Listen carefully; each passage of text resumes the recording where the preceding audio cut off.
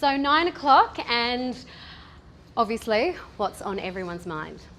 Sex! Who loves sex? Come on, put your hand up if you love sex. Put your hand up, leave your hand up or put it up if you had sex this morning. Oh, how quickly all your hands fall down. All right, well look, you're all beautiful people though. Look, jokes aside, I guess it is undeniable that sex is really everywhere in our society today. We are really surrounded by it. It's sort of embedded in our society and culture, popular culture, the media, and so forth. But I guess I want to pose a question. Do you think that it's undeniable that sex sells? In my view, and I have a background in corporate marketing, sort of that age-old saying that sex sells is something that marketers have used for forever, and even in today's society. And I guess it's proven in the fact that I feel like I can't really walk down the street, past a billboard, turn on the TV and browse TV channels and all the ads, go through a newspaper or read a print magazine without seeing some sort of sexualised image, whether or not the good or service is sexual in nature. There was a really interesting billboard that I passed by and I just could not get it out of my head, still till this day. I was in the Philippines recently, and if anyone's been to the Philippines, it's a really sort of spread out metropolitan area and there's just traffic galore. So it's kind of an advertiser's dream because there's like so many billboards plastered up sort of on buildings, and as you sort of go down the freeway, there's just billboard after billboard after billboard, massive ones. And so obviously, you know, you see a lot of different ads for retail goods and white goods and services and, you know, celebrity pop culture type stuff. But there was one ad that just kept coming up, and it was massive, and I don't know, they bought quite a few billboards out, and it was for selling tuna, like canned tuna. And so the billboard was like about, you know, that big. On the bottom right-hand side, there was the tuna can, which you'd think would be maybe the hero image of the photo, or maybe a man fishing, or maybe a lady, I don't know, eating tuna with her family. But instead, what the hero image was a really attractive woman wearing nothing but lingerie and a Santa hat. And the tagline was something like, "'Tis the season to eat tuna," or to buy tuna. And I was just like, what is that? It just really got to me. And I guess it was the only billboard that I was looking at. And I was thinking to myself, how can you make tuna sexy? Or how does that even relate to tuna? Like, do you imagine this woman bringing you tuna before she has sex with you? Or what do you actually imagine when you see this imagery? Anyway, that's just sort of one example, and I'm sure you all have many of the way that sort of we can really sexualise different goods and services in order to want to try and sell them. So I guess I want to pose another question. Have we then made sex a commodity in the 21st century, or has it always been and we've just sort of seen it more and more in this day and age? For me, and when I was asked to speak on the topic of sex, which I sort of never get asked to speak about, so it was kind of fun, and it was like, how am I going to use this? I sort of started to think, what is my view of sex? Or what do I think, you know, from my friends' experiences and, you know, personal, what do I think of sex? And I think for most of you, I'm sure majority of you think sex is a great thing. It evokes these sort of emotions of love and connection and, you know, passion and pleasure and intimacy and connection and all of those great feelings that who in this room wouldn't want to feel those things? But obviously, sex is reflective of your experience. And if your experience hasn't been a positive one, then the story is really different. In fact, 1 in 6 women in Australia, that's the most recent statistic, will experience some form of sexual violence or sexual assault in her lifetime. And in February this year, I'm sure some of you might have seen it because there was a lot of media out about it, Australia was actually ranked 3rd in the world, in the sort of countries that were surveyed in this sexual violence survey, of having the highest rates of sexual violence amongst women in the world. The average, I think, in the article was about 16.4% of women in Australia being sexually assaulted or having experienced some form of sexual violence, compared to the world average, which sat around 7%. Now, does that surprise you? Does that surprise you guys?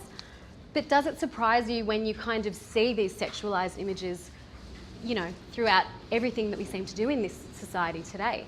So 1 in 6 women, and I guess out of those 1 in 6 women, they don't experience that love and that positive sort of feeling that I relate with sex. They experience power and domination, mistrust. Intimacy turns into a transaction. Fun turns into abuse, exploitation, violence. Something that should be quite natural and exhilarating instead is quite dark and dominating and unnatural. And so I feel really privileged to have met and know personally an amazing and incredible woman who unfortunately is one of those 1 in 6 statistics, and her name is Somali Mum. Has anyone here heard of Somali Mum? Yeah, some of you. Well, I'll just go into her story a little bit and sort of how I guess it inspired me and what you can do from, I guess, a negative experience like what she had. So Somali was a woman that was sold into prostitution at a really young age in Cambodia. She was about 12 years old. This book I picked up sort of straight after uni. I was working full-time in a serviced office company in their PR and marketing department and loving what I did. But I read this book from cover to cover in a night, and I just was absolutely baffled by what this woman went through. So she was sold into prostitution at a really young age, sort of churned through brothel to brothel to brothel, being exploited and used by perpetrator after perpetrator after perpetrator. And eventually she got out of the industry by marrying one of her clients, who is now her ex-husband, but she ended up going on to have 3 kids with him, and she lived in France for a little while. He was French, but she eventually came back to Cambodia. And what she did in Cambodia was incredible. She sort of started by taking women and girls off the street who she sort of knew and she could see had been through what she had been through. And what she saw was they were actually getting younger and younger and younger. She was around 12 years old. They don't sort of have birth certificates, or she wasn't born in a hospital in Cambodia, so she assumes she was around 12, but she started pulling off these girls off the street, and she started to see that they were so much younger than what she was. So she started to care for them. She went out and visited brothels and started to distribute condoms and soap and talk about HIV and how to, I guess, keep yourself clean when you have no access to anything. And she gradually started a safe house. And today she has 3 safe houses in Cambodia that rescue, rehabilitate and reintegrate women and children that have been forced into a life of prostitution without choice. So I've been lucky enough to visit 3 of these centres again and again and again over the past 5 years that Project Futures has been around. And it is incredible to see, just even in that 5 years, how someone who is loved and cared for after such horrific incidences can become human again, can love, can, go and hug men who can trust men. And she really teaches that sort of love and respect. She teaches forgiveness. And it was really inspiring to me. So I guess, how does this all relate to me and I guess the idea of Project Futures? So I read this book and I thought to myself, okay, I finished a uni degree. I did international communication at Macquarie University. I was working at a serviced office company, in a PR and marketing job, just like any normal sort of uni grad wanting to get into the marketing world. I didn't have $10,000 to give. I probably had 100, but I didn't really want to give that to charity at that time. So I thought to myself, well, I could fundraise. I could sort of raise money to keep this work going, because we all understand that work like what Somali does needs funding. It doesn't produce a return on investment straight away, like the sale of a good or service. So it needs funding. So I thought, well, I could organise something to support this organisation. And so I did a charity bike ride. I did a charity bike ride as a as a young person for the Muscular Dystrophy Association, sort of a year before I read the book, and it was amazing. That charity bike ride took us through Cambodia, and we rode 500 Ks, and the group collectively raised something like $300,000 for muscular dystrophy in Melbourne, which was amazing. So I thought, well, we can do one of those for the Somali Mum Foundation and maybe get to even meet her in Cambodia. So I kind of took it upon myself to organise this ride. I thought I would have people like bashing down my door wanting to come with me, riding 500 Ks through Cambodia. I mean, who wouldn't want to do that? So I sort of set myself a target. I contacted the guys that organised the ride that I did, and within a year we had registered 21 people from all over Australia, which was a real surprise to me. Surprise, surprise, only about 3 of my friends joined me. So that was a bit of a shame, but you know, they came the next year, so it was fine. And we had collectively raised $80,000 through that network. And most of those people didn't work in the non-profit world. They worked in the corporate world, like myself. They were in brand and marketing and website development, and they were creatives, and they were writers, and all of lawyers, and all of that sort of stuff. So it was kind of a fluke, in all honesty, and I've got a big mentality of like sort of fake it till you make it. We hadn't set up Project Futures at that point. It was sort of like, join this cycle with Steph and let's raise money for this organisation that obviously does some great work. I hadn't at that point seen the work, I just read the book. So we did that, and I sort of guessed Somali's email, and I sort of contacted them through their website. I really did. I was like, somali@somali.org, s.mum@somali.org, s.mum. I was just guessing all these emails, and I wrote the same emails to about 5 different email addresses, and I got a response. And I was like, hi, I'm Steph. I'm sort of like 20, I think I was 22, 23 at the time. I was like, hey, we just raised like $80,000, this group from Australia. We're going cycling through Cambodia. Would it be okay if we met you? And I got this email back going, yes, come to my house. And that was it. And I was like, what? Anyway, so I emailed back and I was like, more information?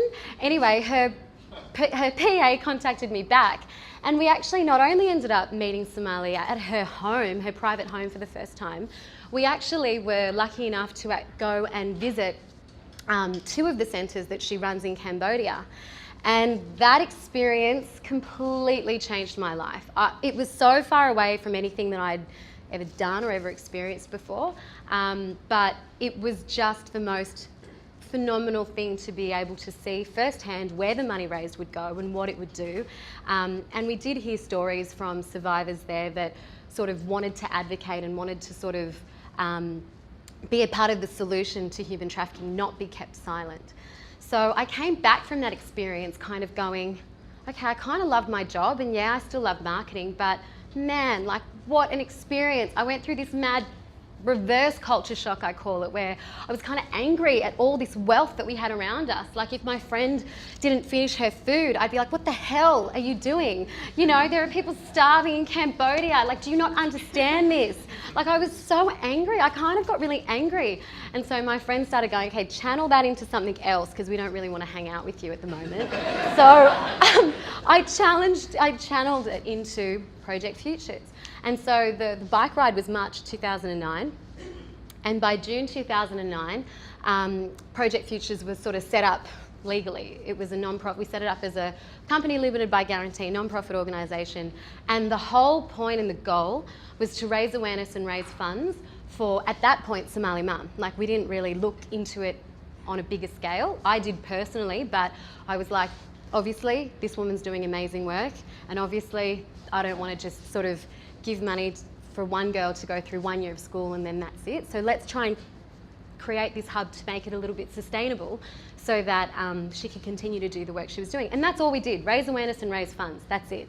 Run voluntarily, no full-time staff, no paid staff, I should say. So for the first 2 years, we actually raised just under $500,000, which was incredible. And we did it through parties, through going to talks, through doing the through doing the bike ride. We did the bike ride every year, and in 2012 we did 3, which was amazing. So they were growing in, I guess, popularity and people wanting to experience Cambodia and everything that it was about, but also do something for a positive cause.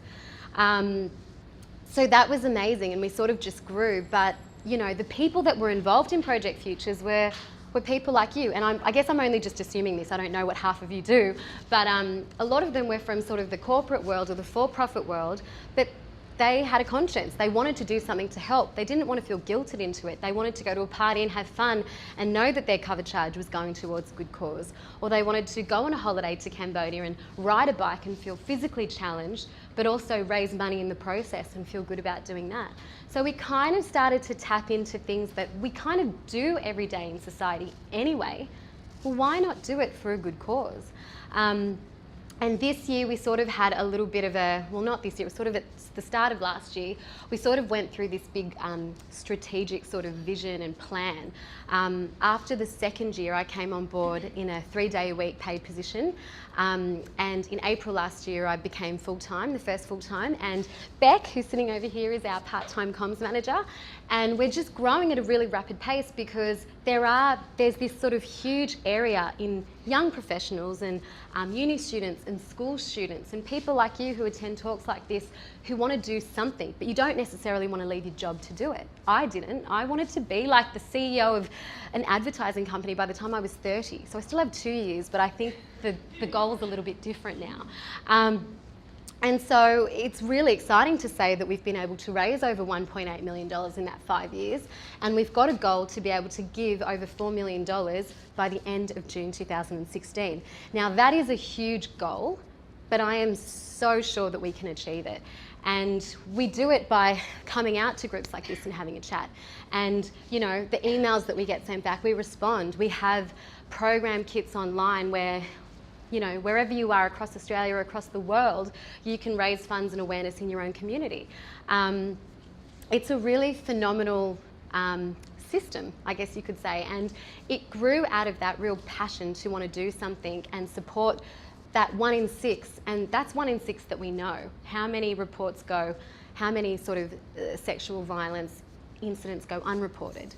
So I guess we want to really support victims of human trafficking and sexual exploitation that are current and that we know of, like the people in Somali centres, but we also support a lot of preventative mechanisms.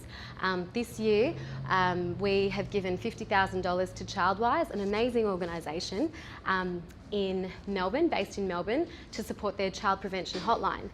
It only goes from 9 to 5, so our funding will allow it to be manned from 9 to 10, but then they have a phased goal and a phased approach to have that hotline be 24 hours, 7 days a week, multilingual support for deaf people and people with disabilities.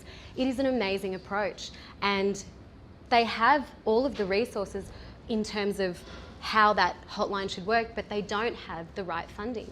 And so we can really be that, I guess, be that funding portal or that additional funding portal to support them. And we don't give, like, you know, we don't get $100,000 or $200,000 grants all the time. So how we raise $100,000 is by creating a mad campaign or creating a really great event where we want to harness that sort of passion and excitement and that sort of cause, you know, that cause-driven sort of mentality that I know that this next generation and the generations after them are wanting more and more. We have more access to information. We have more access to these statistics and numbers and so forth. But how do you take on that information and not allow it to just be made redundant because you see it all the time? For me, I saw victims and survivors of human trafficking. I met Somali mum. That definitely touched me. And it allowed me to kind of go, well, I've met them. I can't not do anything more. For you, it might be something different. And I guess Project Futures is trying to tap into that. We're trying to tap into the psyche of this generation and generations after them and generations before them to say, how do you want to support those in need? Let us give you an outlet to be able to do it. Let us give you the tools to be able to do it if this is the cause that you want to support. And so really happy to say that in the last 5 years, we actually have 4 beneficiaries that we support with funding and partnerships and so forth. So Childwise, as I mentioned, is one of them, based in Melbourne, a local organisation. The Salvos, who not a lot of people know, have a safe house for trafficked victims down the road in Surrey Hills here. So that's been going for 5 years. It only has 10 beds. It's one level of a bigger house that they have, but that level is purely directed to victims of trafficking that are actually victims here in Australia. We support obviously Somali Mum Foundation and AFICIP Cambodia, which are the shelters that she runs over in Cambodia, and we've supported them for the last sort of 5 years. And most recently, I was in Nepal. We did a trek. So instead of a bike ride, we decided, let's get to those people that love trekking. And I get all these people that go, I don't bike ride. I'm like, well, now we have an alternative for you. So we did a trek through Nepal, through the Langtang village, or the Langtang National Park trek, to 4,700 metres in altitude, and we, 10 of us, raised $30,000, which is going to be the start of more funding for this organisation called Mighty Nepal. And some of you might have heard of Anuradha Kerala. She was named a CNN hero.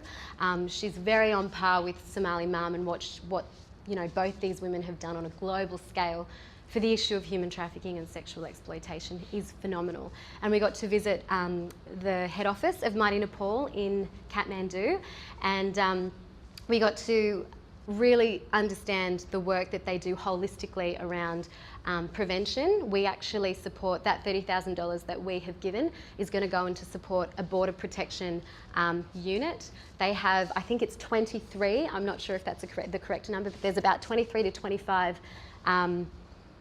spots or sections where you can cross into India, and Mighty Nepal, their aim is to have border protection units throughout all of those border crossings, so you can actually prevent people going into India illegally and bringing girls or vulnerable girls illegally into India, where you will not find them once they've crossed that border, and they will be sold into the sex trade.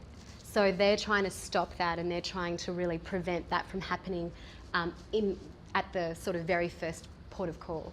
And they have the same, that border protection unit has the same authority as the police there, so they're allowed to stop any truck, any car, anything that they think is suspicious, and they work with the local police to do that. It is a phenomenal program, and so we're very excited to be able to support that, and we'll continue to hopefully identify projects that are in need of support, are in need of funding, and hopefully groups like this and individuals who are passionate about this issue will be able to kind of think a bit differently and think a bit creatively about how you could support a cause. And if it's not human trafficking, if that's not what you're passionate about, because I truly believe that you can't force someone to be passionate about something, and I think you would all agree. I'm sure you all have causes that you are interested in, that you find, you want to shout from the rooftops about. That's certainly how I feel about this issue. Then do something creative and innovative for that issue. I guess that's it. I hope that kind of gives you a little bit of an insight into why something like sexual violence, and that statistic, like 1 in 6 women, and I don't know the statistic for men, but obviously men are victims of sexual violence as well. But I do hope that Project Futures can play a little bit of that part in trying to solve the problem and trying to support men, women and children that have been exploited in the sex industry by force, but also are supported as they sort of move through and try and become rehabilitated after experiences that they've had. And so I'd be happy to answer any questions if you have any about anything. Thank you.